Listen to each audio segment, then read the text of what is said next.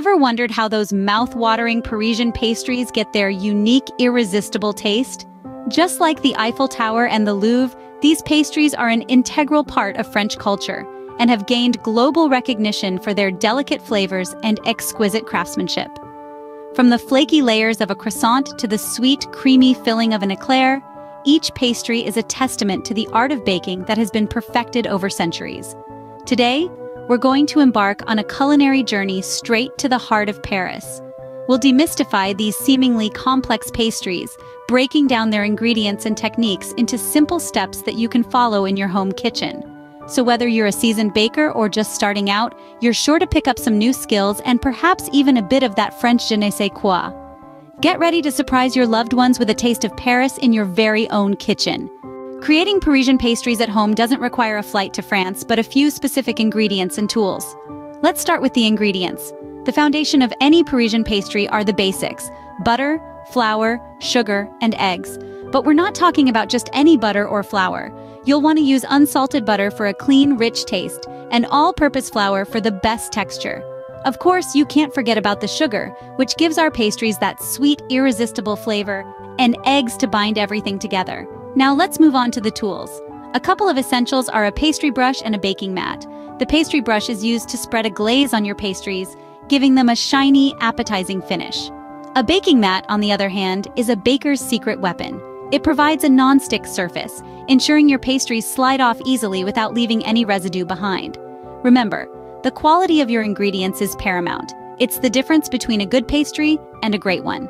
Opt for the freshest eggs and the finest sugar you can find. If you're really looking to elevate your pastries, consider using a high-quality vanilla extract or a touch of almond flour for an extra layer of flavor. With these ingredients and tools on hand, you're ready to start baking. Now, we're diving into the heart of Parisian baking with our step-by-step recipe demonstration. Today, we're crafting a classic, the French croissant. Firstly, let's start with the dough. In a large bowl, combine 2 1/4 cups of all-purpose flour, a 1/4 cup of granulated sugar, and 1 teaspoon of salt. Stir these dry ingredients until they're well mixed. Next, sprinkle 2 1/4 teaspoons of active dry yeast into the mixture. This ingredient will make our croissants rise and become wonderfully fluffy. Now add 1 cup of warm milk. The warmth will activate the yeast. Blend all these together until you have a smooth dough. Once your dough is ready, lightly sprinkle your work surface with flour. Turn out your dough onto the surface and knead it for about 5 minutes. You're aiming for a dough that's smooth and elastic. Then place your dough in a greased bowl, cover it with a damp cloth, and let it rise in a warm place for about an hour. This resting period is crucial for the yeast to do its work and for the dough to develop its structure. While your dough is rising, we can prepare the butter layer. This is what gives the croissant its famously flaky texture. You'll need 1 cup of unsalted butter. Make sure it's cold. Cut the butter into thin slices, then arrange them on a piece of parchment paper to form a square. Cover this with another piece of parchment and roll it out until it's about 1/4 inch thick. Once done, pop it in the refrigerator to chill. When your dough has doubled in size, it's time to roll it out on a floured surface. Aim for a rectangle that's larger than your butter square. Now, place the chilled butter square in the middle of the dough and fold the dough over it like a letter. Roll out this package, then fold it into thirds again. This process, known as laminating, creates those beautiful buttery layers.